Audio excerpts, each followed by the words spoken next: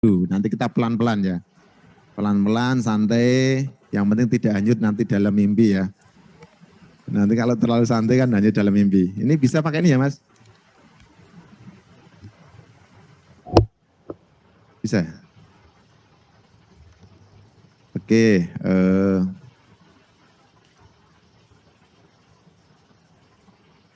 Karena kita harus tahu dulu ya. Karena dari tadi malam saya begini. Dari tadi pagi saya bikin slide-nya di situ ya. Tadi ada beberapa yang saya tambahkan. Ini harus saya tambahkan karena teman-teman ini juga masih bingung melihat apa itu tadi ya. Project profil pelajar Pancasila itu apa ini makanannya kan. Makanya harus pelan-pelan. Iqra harus membaca Pak. Betul. Pak, Bu itu harus membaca bahwa pedoman panduan itu harus dibaca semua. Jangan nanti kalau teman-teman ngopi, ikut ngopi, ya kan, sampai filenya banyak tapi tidak pernah dibuka. Sampai laptopnya mati. Oke, yang ini, struktur kurikulum ini masih dipakai enggak? Saya mau tanya. Masih? Untuk dipakai untuk yang tidak mendaftar IKM. Satu. Untuk yang mendaftar IKM yang mandiri belajar. Clear ya? Jadi ini struktur kurikulumnya seperti ini. Karena saya lihat teman-teman kalau sudah muncul kurikulum merdeka, pikirannya sudah gini. Mikirnya itu seluruh satuan nanti kurikulumnya merdeka semua, ganti kurikulum. Padahal bukan. Struktur kurikulumnya masih pakai struktur kurikulum 2013 yang kesetaraan. Yang di situ ada pemberdayaan dan keterampilan. Keterampilan juga masih dibagi menjadi dua. Keterampilan wajib dan keterampilan pilihan. Betul ya? Keterampilan pilihan juga masih dibagi dua. Yang terstruktur dan tidak terstruktur. Keterampilan wajib ada seni budaya, prakarya, olahraga. Jadi sampai apal saya. Itu masih dipakai. Sistem belajarnya juga by modul. Jadi modul itu masih digunakan dan representatif. Nanti modul 1 naik modul 2 dan sebagainya. Clear? Kurikulum merdeka, struktur kurikulumnya dipakai kalau dia daftar IKM milih nomor 2 dan nomor 3. Itu pun untuk kelas 1, 4, 7, 10. Yang jadi pertanyaan, kalau tidak ada yang daftar, tapi kan tetap merancang, kan begitu ya. Nah, jadi pikirannya itu santai gitu loh. Jadi kita harus, ini struktur kurikulum merdeka itu dipakai untuk yang mendaftar 2 dan 3, dan itu nanti struktur kurikulumnya sudah menggunakan struktur kurikulum yang ada di Kemen itu ya. Oke, clear lah. Ini pemetaannya seperti ini. Ini ya, per semester. Ini harus saya tunjukkan dulu, nanti beda bingung. Ini dulu kita bagi per semester dapat 1. Ini maksudnya 1 itu apa? Atau 2 ini maksudnya apa ini 2? Terus ngapain kalau sekarang nih? Kalau 2, kalau dibuat menjadi jadwal menjadi berapa ini? Iya. Kalau 2 SKK, kalau diturunkan menjadi jadwal menjadi 2 kali jam tatap muka. Ya toh? 1 SKK sama dengan 1 jam tatap muka, 2 kali tutorial, 3 kali mandiri. Yang jadi pertanyaan, 1 jam tatap muka untuk paket A berapa jam? Oh ya, oke, biasanya bingung. 35 ya, paket B 40, paket C 45. Oke, mantap. Nah sekarang kita ke kurikulum merdeka. Ini harus tahu ini. Ini yang paket B-nya juga sama, gelondong-gelondong, sama ya. Kemudian ini strukturnya, nanti tidak usah bingung. Makanya tadi Pak Yusri bilang bahwa di kurikulumnya kita yang tahun depan itu nanti ada 2 struktur kurikulum. Karena yang kelas awal itu nanti pakai merdeka, kemudian yang kelas tengah dan kelas akhir pakai kurikulum ini, struktur kurikulum ini. Clear ya? Clear. Oke. Sekarang kita ke sini. Ini paket C-nya juga sama. Ini saya lebih banyak mengulas yang merdeka ya. Oke, struktur kurikulum merdeka ada 2. Kalau yang tadi, yang lama itu ada sama ya, pemberdayaan dan yang ini pemberdayaan keterampilannya. Kalau dulu itu muatan umum dan muatan khusus. Kalau sekarang ini kelompok mata pelajaran umum dan program pemberdayaan dan keterampilan sudah ada profil pelajar Pancasila di sini. Berbasis profil pelajar Pancasila. Kalau yang di kita fokusnya memang kalau dulu muatan khususnya. Jadi profilnya di situ. Kalau yang formal kan di mapel. Nah, itu lebih memudahkan kita nanti dalam merancang. Makanya harus belajar dulu. Karena apa? Pemberdayaan itu apa? Harus dibaca. Kalau keterampilan saya yakin keterampilan pasti tahu. Karena sering mengadakan keterampilan ya. Meskipun baru dapat bantuan baru bikin keterampilan kan begitu. Lah, itu harus kalau keterampilan itu kan rancangan, ada di kurikulum harus dapat nilai. Begitu. Pemberdayaan juga nanti harus belajar, harus dibuka pemberdayaan itu apa. Nah, ternyata kalau menggunakan kurikulum Merdeka ada capaian-capaian pembelajaran untuk pemberdayaan nanti ranahnya Mbak Dian. Nanti beliau akan mencurahkan ya isi hati beliau, nanti akan diterangkan secara detail. Oke, terus lah ini sekarang struktur kurikulum Merdekanya seperti ini. Waktu saya membaca itu udah bingung. Ini kok ada angka 2000 itu dari mana ini kan? Padahal kita kan berbasis SKK. 2052 itu apa? Ternyata SKK-nya itu kita yang di dalam kurung ini. Yang 2052-nya ini ternyata jam. Karena struktur kurikulum seperti yang di formal. Pakainya jam. Supaya ketemu 2052 itu dikali dengan 36 minggu efektif. Yang jadi pertanyaan di kita, jam kita lebih sedikit apa lebih banyak? Harusnya lebih banyak. Ini berapa ini? 57 kali 36 minggu efektif. 57 ya? 57 kali 36 minggu efektif. 57 ini dianggap kan 57 apa ini? SKK ya? Padahal kita itu kalau mandiri itu satu SKK berapa kali? Berarti 3 kali.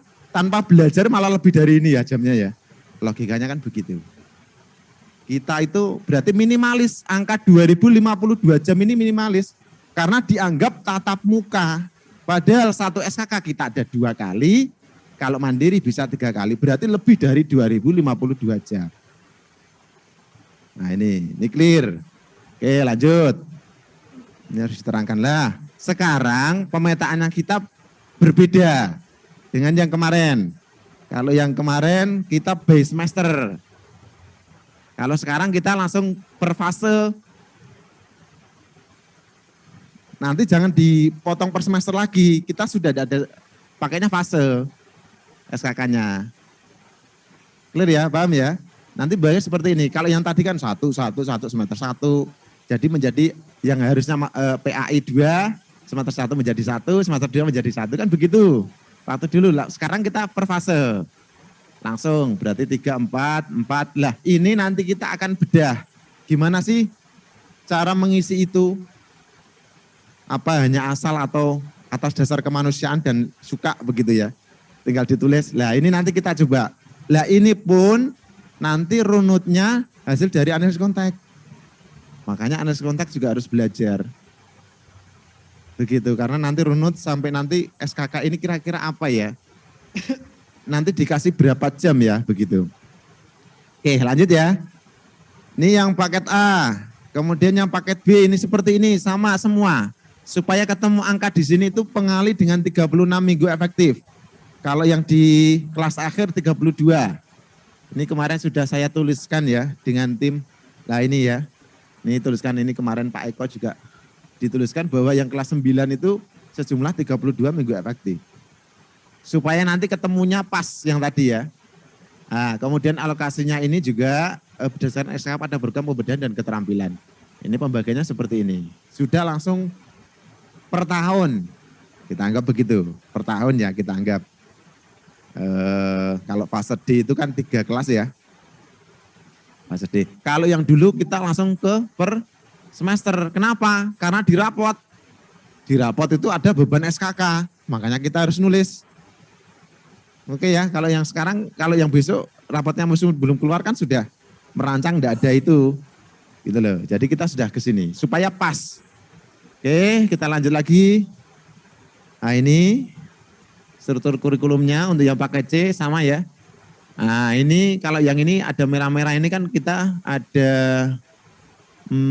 kalau yang di kelas tengah itu kan ada aturan tersendiri ya. Bahwa nanti dia harus membuka berapa jurusan, begitu. Tapi kita enggak usah mikirkan itu dulu, kita mikirkan fase E saja, yang kelas 10. Nanti jangan sampai berlebihan mikir yang kelas ini. Ya tetap akan dipikirkan, tapi jangan sekarang. Karena pekerjaan saya juga banyak. Salah satunya adalah kurikulum operasional. Ini sudah mau mendekati, bukan hanya mendekati ya, mungkin minggu depan ya. Kemudian yang kedua kita harus menganalisis CP. Iya kan, harus kita CP yang di masing-masing mapel kan harus kita turunkan menjadi TP dan ATP. Itu, belum nanti kita memikirkan project profil. Gitu, tapi jangan dibikin mumet. Iya, ini. Oke. Pokoknya diselesaikan secara jantan. Oke, sekarang faktor-faktor. Apa sih yang mendukung dalam merancang? Yang pertama analisis konteks, ini jelas. Analisis konteks ini poin utama ya. Karena nanti dia ketemu visi misinya lembaga, sampai nanti turunan dia nanti kira-kira program atau pembelajaran apa yang tepat, arahnya tepat yang di satuan begitu. Jadi visi misi itu juga harus selalu berganti. Jangan mulai dari berdiri, lembaganya sampai mau tutup itu tetap baik. Karena biar tidak buat banner lagi kan, nyampe sobek, nyampe itu tetap visi misinya itu terus. Nah itu harus berganti sesuai dengan. Tapi kalau memang masih relevan, tidak masalah. Visi misinya kalau masih relevan, tidak masalah.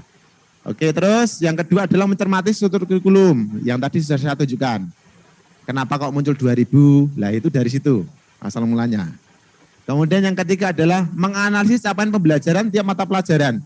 Ini berkaitan erat. Ini yang bisa adalah masing-masing tutor.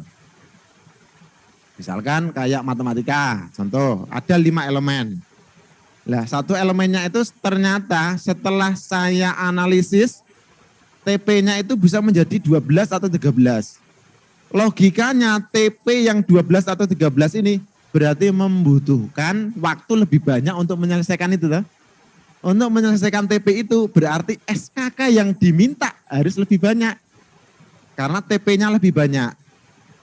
Tapi kalau analisis dari CP-nya oleh tutor ini kan ranahnya tutor. Ternyata TP-nya itu sekiranya menjadi 4 atau 5, kalau 5 itu sudah tuntas ini akhir fase dari ini. Berarti saya tidak membutuhkan SKK banyak, sedikit tidak masalah.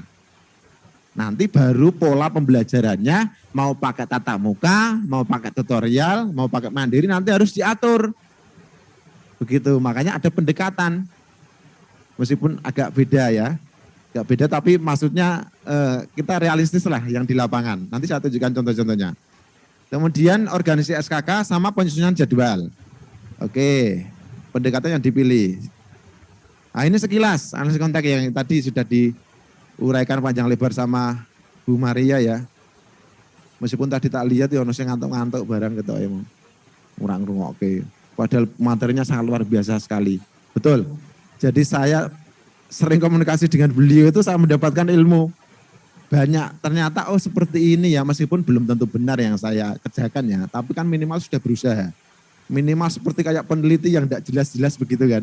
Tapi akurat, betul. Jadi saya diceritakan Bu Maria nanti pakai data yang sekunder. Saya download RPG BMD, RPJPD Kabupaten Jepara. Ternyata terlihat betul.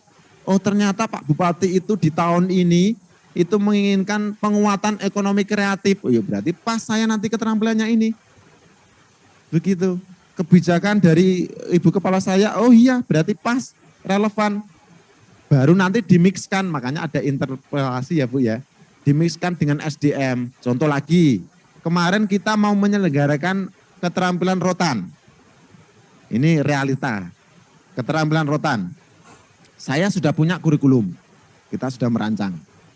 Tetapi ternyata kita mencari untuk pengajarnya, sekali ngajar itu 2 juta per 2 jam. Nah, berarti kan tidak relevan. Oh, berarti meskipun ini isu yang strategis, yang bagus bisa menjadi program, tetapi kan tidak saling berkaitan. Ada satu yang lemah minta 2 juta selama 2 jam hanya ngajar paket A, kan rugi. Nah, iya habis ya Pak BUP ini ya Pak. Terus bangkrut ya Pak. Ini ya makanya itulah fungsi untuk meneliti, menganalisis. Meskipun hanya bincang-bincang, lah tapi harus akurat. Makanya tadi misalkan gini ya, menurut perasaan saya kayaknya cocoknya ini ya, nanti banyak yang diterima. Keterampilannya ini misalkan, keterampilan hantaran atau apa nanti kita banyak menuliskan. Tapi kan itu dari sudut pandang kita. Belum tentu yang masyarakat itu butuh. Kan makanya kayak yang kemarin tanpa sengaja kita tanya, ternyata kita di tempat yang di Jepara itu minta tata rias kecantikan rambut. Dari pihak Kadin siap menampung lulusan tata rias kecantikan rambut disalurkan bekerja. Ini sudah merancang. Bahkan tadi itu langsung ada ini ya, langsung saya share. Meskipun HP saya langsung mati. Ya, baterainya habis. Jadi besar itu, jadi ada tata rias kecantikan rambut. Nah, itu karena hasil kemarin dari dialog dengan Pak Kadin. Bu Kadin, kemarin Bu Kadin. Begitu, oke terus. Yang ini sudah banyak lah, ini sekarang kita tahapan-tahapannya. Pertama adalah hasil analisis kontak dulu. Kemudian kita akan ketemu isu-isu strategis yang tepat. Kan tadi kan muncul-muncul ya. Kayak rotan. Kemudian ada juga misalkan di tempat kita kebetulan Jepara kan pesisir. Berarti kan abrasi. Oh ya berarti kita bisa ya. Nanti kita ada kegiatan ekstrakurikuler jadinya kan. Penanaman bakau. Bisa juga menjadi programnya kita. Tapi dipikir-pikir ngambil bakunya dari mana. Berarti tidak jalan lagi. Maksudnya tidak jalan lagi isu-isu strategisnya ini mentah. Karena tidak ada pendukung-pendukung yang lain. Nah, makanya tadi disambung-sambungkan ke situ. Tadi aset, 5 aset, kemudian kerentanan, kemudian peluang. Kalau tidak nyambung ya jangan dipaksa. Begitu. Clear ya? Oke, terus yang ketiga adalah menentukan program, baru nanti beban SKK-nya apa. Oke, sekarang kita contoh isu-isu strategis. Ini contohnya, ini paling saya suka ini. Pertama adalah sosial, ini saya kalau ngajar mesti suka seperti ini. Karena setelah saya gali, ternyata di Jepara ini kan muncul pabrik-pabrik. Nah setelah muncul pabrik-pabrik, ternyata perceraian semakin meningkat. Nah ini fakta ini, hasil dari Depak. Nah, hasil dari Depak itu ternyata yang minta cerai yang wanita. Karena laki-lakinya penghasilannya ya mangan turu begitu. Ini fakta. Berarti dari kita kan bisa muncul, oh berarti nanti di anak peserta didik kita yang kelas 12 kita beri penguatan untuk pernikahan. Bisa juga begitu. Lah ya kan? Betul ya? Itu fungsi dari menganalisis seperti itu. Oke, terus ternyata ada juga, oh ternyata kebutuhan ekspor meningkat, berarti limbah kayu banyak. Tentunya ya yang di Jepara. Berarti ada keterampilan pengolahan limbah kayu. Nah, pengolahan limbah kayu, ya kita mikir-mikir lagi, apa ya yang buat anak-anak tapi bernilai. Mikirnya, oh pernikahan juga kan banyak. Berarti souvenir pernikahan dari kayu. Begitu. Lah yang kemarin kita sempat pengen yang buat koin. Koin itu yang korsi, terus ditempel-tempel kayu jati yang dipotong-potong budur-budur itu loh. Nah korsi gituan itu udah jadi 4 juta. Padahal mbak ditempel-tempeli begitu, limbah kayu jati itu. Nah tapi kan kita juga untuk cari pengajarnya juga kita kesulitan. Tapi kan kita sudah merancang ke depannya bagaimana arah lembaga kita itu mau dibawa kemana begitu loh. Itu fungsi dari itu begitu, visi, misi, tujuannya itu sudah ke sono. Begitu enggak stabil terus ajek. Kurikulumnya ya ajek, tinggal diganti tahun tok yuk. Di fin terus replace ganti 2021 2022. Tulisannya ajek, kata pendahuluan, pengantar itu tetap sampai bawah. Sampai penutup loh persis. Begitu. Ya jangan, nanti kita coba makanya sudah diberikan contoh tadi Pak Yusri, ada 4 itu bagus. Nanti dicoba adaptasi ke situ. Bapak Ibu nanti jangan berpikiran begini. Saya dulu juga sempat mikir, kita itu di Jepara ya punya PAUD. Pertama, punya paket A, paket B. Paket A dari kelas 1 sampai kelas 6. Paket B 1 sampai 3. Paket C 1 sampai 3. Kursus. Dalam satu kurikulum, berapa lembar?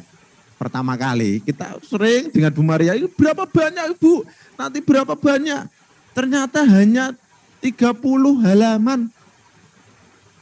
Makanya prinsip dari kurikulum apa? Esensial, yang penting-penting saja yang dimasukkan. Enggak usah yang lebih-lebih kata Pak, enggak usah, yang penting. Nah itu makanya, apalagi pengertian, aku sampai dimarahin, ini apa tak? Begitu. Lah itu ternyata buah dari kemarin itu diajari begitu, alhamdulillah. Membuat saya sedikit pintar, Bu, enggak pintar, sedikit pintar. Saya bersyukur. Karena selama ini saya juga tidak ada tempat naungan saya untuk bertanya, membuat kurikulum. Saya akui saya ngambil dari formal, betul. Nyampe dulu kearifan lokal. Saya dulu itu pengembangan kepribadian profesional itu loh, enggak pudeng. Sampai saat ini. Jenengan barang sama ya mesti ya. Nah itu, ini apa sih kok di sini kok muncul di kurikulum, apa ini isinya? Ya karena mungkin karena kekurangtahuan saya ya. Begitu. Ya tapi saya harus mencoba, saya pengen belajar. Oke, terus salah satunya ini kemudian kita agak cepet ya. Nah ini juga ada lagi ya, limbah kain dan konveksi, kan banyak limbah. Di Jepara itu juga banyak. Ini juga bisa, oh berarti kita bisa buat keterampilan flanel misalkan. Lah hasil-hasil itu penggalian itu. Meskipun nanti keterampilan flanel tidak dijalankan, tapi sudah muncul isu dan sudah dalam pikiran kita sudah muncul. Begitu, nanti kedepannya apa? Oke, terus lah ini, terutama memang seni ukir. Ini seni ukir kan sudah mulai hilang, yang di Jepara sudah tidak disuka, yang sudah tidak disukai lah. Yang ini, jadi generasi muda itu sudah tidak disukai. Oh berarti kita angkat lah. Ini kearifan lokalnya kita angkat. Kita masukkan. Oke, setelah muncul isu ini, coba terus kita muncul program yang relevan. Tadi kan interpelasi tadi, SDM-nya kita kuat, peluangnya bagus, ya toh. Terus yang ini juga sesuai dengan kebijakan. Oh iya, ini kita angkat menjadi programnya kita. Pertama berarti seni ukir, ya ini penting. Kemudian pengolahan limbah kayu, yang tadi. Kemudian ada juga batik. Nah kita angkat, tetapi kemarin kita batik, kita enggak bikin batik-batik gitu lagi. Tapi membuat motif batik khas Jepara. Jadi buat motifnya, pembelajaran keterampilannya membuat motif, bukan batik. Paham ya? Lah kalau sudah membuat motif, kenapa kok enggak disambung dengan canting? Jadi membuat canting dari motif yang tadi sudah dikembangkan. Nah itu. Jadi perencanaan akhirnya kan muncul program-program. Nanti program-programnya muncul di semua program yang diselenggarakan satuan. Nanti jangan pakai C saja. Itu. Jadi kan tahu oh ini nanti ke sini, apalagi yang kesetaraan. Sekarang kan ada keterampilan dan pemberdayaan. Oke, lah program teknisnya berarti nanti tutornya ya kita nanti belajarkan magang lah untuk persiapan. Kan gitu, sarprasnya kita cukupi, apalagi kayu kalau ukir kan murah, hanya 20 anak. Begitu, jadi kita sudah merancang ini. Nah, program pengembangan ke depannya bagaimana.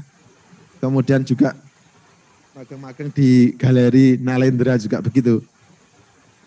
Terus, nah ini ke SKK-nya begini. Sekarang kita lihat, ini yang di paket A ya. Ini hanya sekedar contoh saja. Sekedar contoh, bukan menggurui ya. Jadi contoh nanti kan biar ada pandangan. Kalau diberikan contoh nanti kan terlihat ya. Pertama, keterampilannya muncul karena ini paket A. Paket A karena di tempat kita berbasis tahfiz, makanya keterampilannya kita masukkan yang pertama adalah ukir. Kita ukirnya mulai dari fase yang tinggi. Karena melihat keamanan. benda tajam. Nanti ukir-ukirnya nanti jangan pikiran bikin kursi dan sebagainya yang sederhana. Minimal ilmunya kita belajarkan. Kemudian keterampilan kaligrafi. Nah ini sudah muncul di sini. Dipilih. Oh iya tadi kan ukir kan kerentanannya ya. Oke, terus habis itu untuk yang PAIBP, Pendidikan Agama Islam dan Budi Pekerti. Karena kita tahfiz, berarti di situ bendino tiap hari belajar agama ya kita beri sedikit lah. Nah ini kita beri sedikit SKK-nya. Sempat kemarin malah kita beri banyak. Jadi porsi untuk yang mapel ini nanti menjadi sedikit. Pembelajarannya menjadi lebih ringan. Nah ini kan kita kaitannya dengan jadwal. Ini kita beri dengan banyak. Karena untuk yang kurikulum yang kemarin, agama itu kan tidak ada. Kita ngikutnya depak toh. Tidak ada modulnya kan. Nah itu, jadi longgar. Nah ini seperti ini. Ini karena distribusi SKK, saya berikan banyak karena elemen-elemennya setelah diturunkan ini terkategori berat. Yang mengkategorikan berat, ringan, sedang itu ranah tutor. Gitu ya, ranah tutor. Nah, ini biasa aja mudah, ya tidak apa-apa. Ini kan kita hanya mencoba merancang. Oh, kalau menurut saya, untuk tutor saya yang lain, ini termasuk berat, berarti butuh waktu. Ya nanti kita beri SKK lebih banyak. Kalau dia ringan, atau nanti kalau misalnya dia pengajar segala bidang, yang ngajar matematika, bahasa Indonesia, bahasa Inggris, ekonomi, misalkan. Mudah semua, ya udah beri SKK yang sedikit, tidak apa-apa. Ini kan ranahnya satuan. Oke, terus ini kalau yang paket B-nya seperti ini. Nah, membatik dan komputer, karena kita sarpras batiknya kan kuat. Ya, kita beri keterampilan batik. Ini yang paket C. Nah ini ya. Jadi jelas gitu loh. Limbah kayunya nanti di kelas 10. Desain motif batiknya nanti di kelas 11. Cantingnya itu nanti di kelas 12 gitu, jadi jelas. Langsung diberikan sub-sub bawahnya. Nanti jangan pembedaan keterampilan itu tidak jelas. Jadi ini kan enak. Oh kelas 10-nya ini limbah kayu. Komputernya berarti seluruh tingkat, seluruh yang fase E dan F. Gitu ya, ini rancangan. Oke. Sudah, terus sekarang kita nyusun jadwal. Bagaimana sih cara menyusun jadwal? Ada 4 pendekatan di panduan. Tapi saya berikan contoh yang 2. Karena ini yang realistis menurut saya. Yang integrasi sama yang tematik itu bukan saya hilangkan ya. Itu saya tidak berikan contoh. Nanti kalau tak berikan contoh, bingung. Yang 2 ini yang menurut saya di lapangan sangat dibutuhkan. Terutama untuk yang Pak Yusri bilang blok ya. Blok ini kemarin juga blok ini menjadi bahan perdebatan juga. Bloknya yang di sana dengan bloknya yang di sini kan beda. Tapi pada intinya saya itu hanya mencoba karena realita di lapangan itu kan pembelajaran tidak sampai 3 hari, tidak sampai 4 hari ya. Itu bagaimana sih menyusun jadwalnya yang betul. Karena ada opsi juga seperti tadi yang Pak Yusri bilang bahwa separuh nanti di semester 1, separuh di semester kedua, bloknya seperti itu. Tapi kita untuk saat ini masih seperti ini. Oke, yang pertama kelompok mata pelajaran dulu ya. Jadwal untuk kelompok mata pelajaran dulu bagaimana? Oke, saya ambil 2. Pertama dengan pendekatan mata pelajaran, kemudian yang kedua dengan blok. Saya ganti dengan mata pelajaran bergantian, hampir sama sih sebetulnya. Nanti biar tidak sama bloknya yang di sana. Tapi sistemnya sama. Oke, yang dengan mata pelajaran ini setelah tadi muncul SKK, nanti kan diturunkan menjadi jadwal. 1 SKK berarti 1 jam tatap muka. Kalau dibikin tutorial berarti 2 jam, begitu. Nanti saya buatkan jadwal contohnya. Nah ini terus dibagi, ini kan SKK hasil dari analisis konteks tadi. Nanti sudah disepakati, paket A nanti ini, studi kurikulumnya, paket B ini, paket C ini, terus nanti dengan tutor dibagi. Nah, tidak tutor ya kepalanya tidak apa-apa, jadi kamu ini. Karena kan ini kaitannya juga dengan SDM. Tidak semua lembaga itu memiliki atau mempunyai seluruh tutor mapelnya ini. Dan bahkan yang PAI yang ngajar matematika juga ada. Iya banyak, malah bagus Pak, dapat pahala Pak. Begitu ya. Nah, terus kita turunkan. Nah ini terus dipetakan ke kanan. Mau pakai tatap muka atau mau pakai tutorial atau mau pakai mandiri. Kita turunkan ke jadwal. Sampai tak buatkan jadwal ini kalau selama 7 hari. Saya harus memberikan contoh seperti ini. Karena ada lembaga juga yang dia secara operasinya kuat. Pengajarnya kuat, belajar dari Senin sampai Sabtu ada. Kita se-Indonesia. Ada, dan ini konsepnya Sabtu untuk keterampilannya. Jadi konsep di hari Jumat dan Sabtu untuk keterampilannya. Ini kalau berbasis mata pelajaran ya, saklek masukkan semua. Terus saya coba lagi, kalau tak susun 3 hari bagaimana? Nih, bisa juga ternyata 3 hari dari habis Jumatan. Ini kemarin saya nyusun jadwalnya juga, jangan sampai melewati ini ya, jam 12 ya. Nah istirahatnya 12.30 sampai 12.45. Begitu, biar enggak ngasih makan begitu contohnya ya. Nah itu, jadi ternyata bisa 3 hari ini pendekatan berbasis mata pelajaran. Jadi seluruh pembagian porsinya tatap muka tutorial dituliskan dalam jadwal. Ini kita di luar untuk yang pemberdayaan dan keterampilan ya. Oke, terus habis itu, nah sekarang ini yang mata pelajaran bergantian, ini kaitannya dengan analisis tadi. Jadi kita analisis, ini contohnya adalah fase E. Saya berikan contoh untuk fase E. Pendidikan agama Islam dan budi pekerti itu ada 5 elemen. Pendidikan Pancasila ada 4 elemen, bahasa Indonesia ada 4 elemen, matematika ada 4 elemen, bahasa Inggris ada 3 elemen. Ini Bapak Ibu harus membuka. Yang ada 1.800 lembar itu loh. Capaian pembelajaran tiap mapel, termasuk nanti ada IPAS. Ya, harus belajar. Ada pelajaran IPAS, IPA dan IPS jadi satu. Nah, iya, kudu dibuka itu Pak.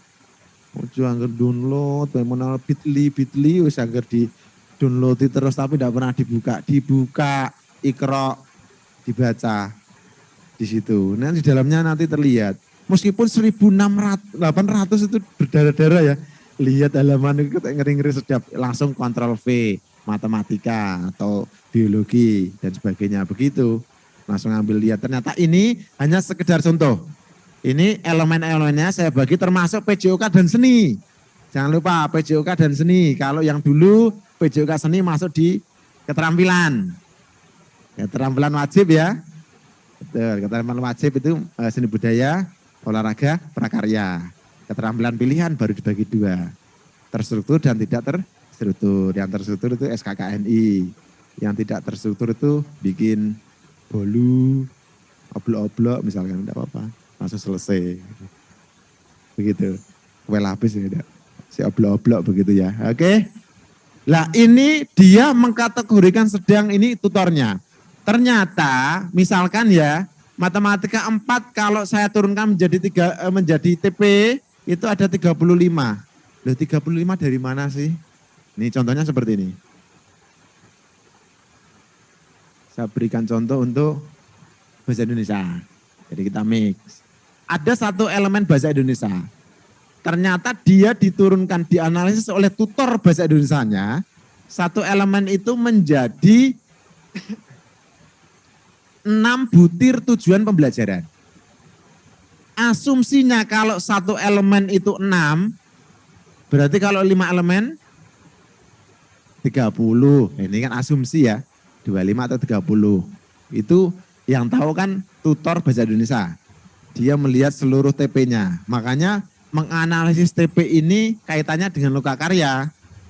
Dengan pendidikan kurikulum nanti terus membedah, masing-masing tutor membedah CP-nya.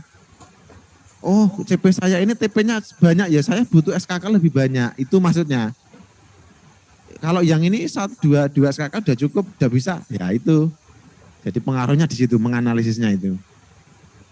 Oke, terus sekarang diturunkan. Nah ini saya mencoba membuatkan jadwal.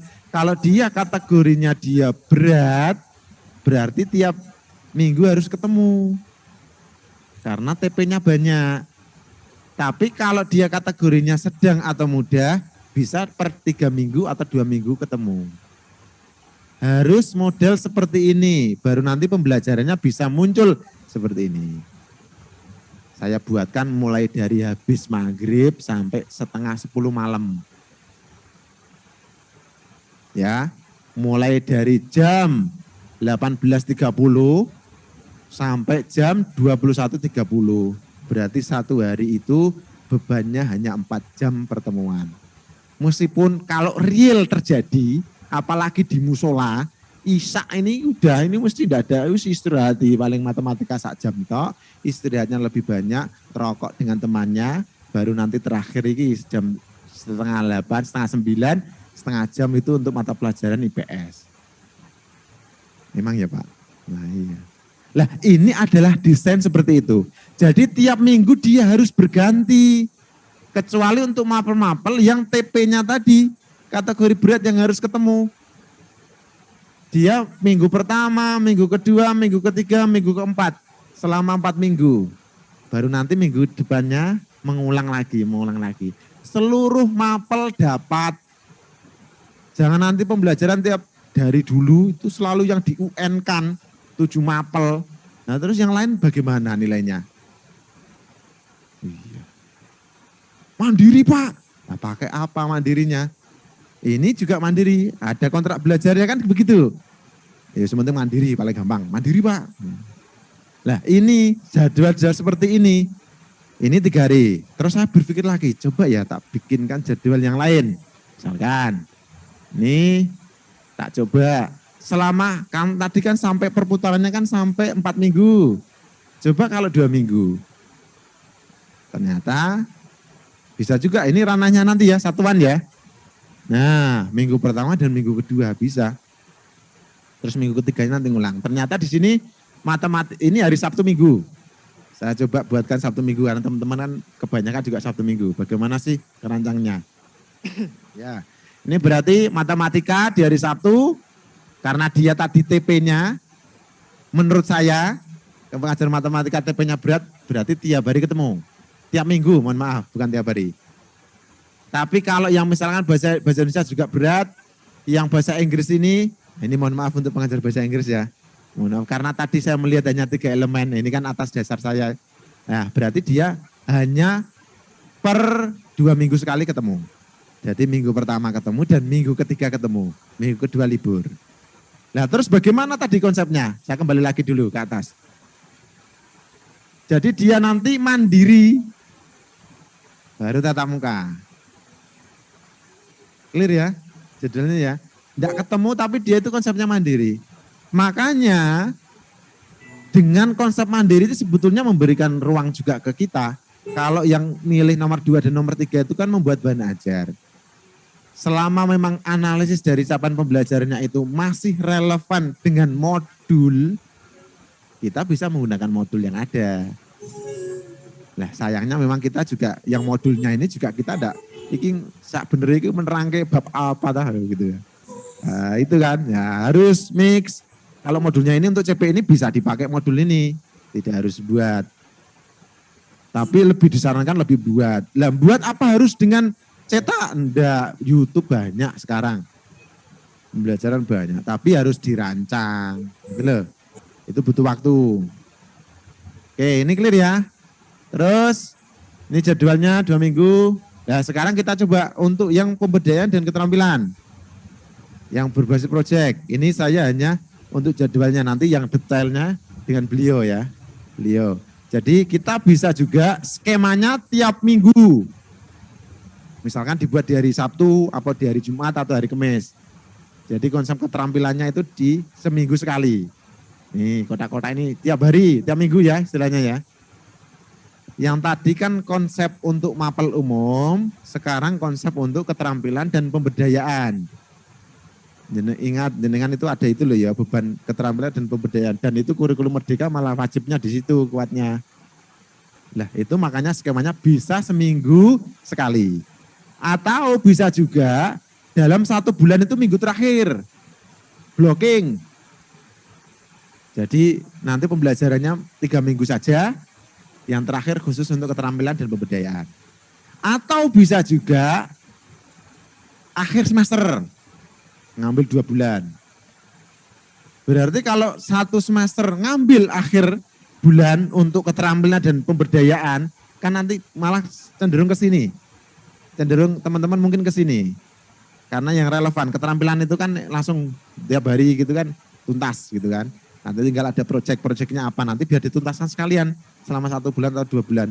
Kalau waktu 1 bulan atau 2 bulan nanti untuk pemberdayaan dan keterampilan, berarti 3 bulan yang sebelumnya rancangan untuk mapel umum. Makanya fungsi ATP di situ. Nanti merancang ini selesai elemen ini, capaian pembelajaran ini selesai dalam berapa ya? Ada mau pakai CU pinter-pinter seminggu sudah jadi misalnya. Ya diperancangannya selama seminggu. Ini saya tidak memberikan contoh yang buruk ya. Ya 1 bulan lah gitu loh. Bener kan sapu jagat kan bisa semua. Nanti atau merancang selama 2 minggu tuntas. Lah ini kan tutor yang tahu. Makanya CP, TP, ATP, Ikro nanti harus belajar. Nah ini nanti yang di Semarang itu juga nanti di belajaran itu. Pak Eko luar biasa, nanti beliau yang akan mengajarkan itu. Dicermati, kalau lihat YouTube aja ngobrol, nanti lihat Zoom ngobrol-ngobrol begitu ya. Kamera dimatikan kan tidak lihat, terus lali materi ini. Nah ini, terus, nah ini yang semester kedua, rancangannya begitu, saya hanya jadwalnya saja. Terima kasih. Sudah ya, kayaknya cukup ya Bu. Terima kasih ya dari saya, mohon maaf jika ada salah kata.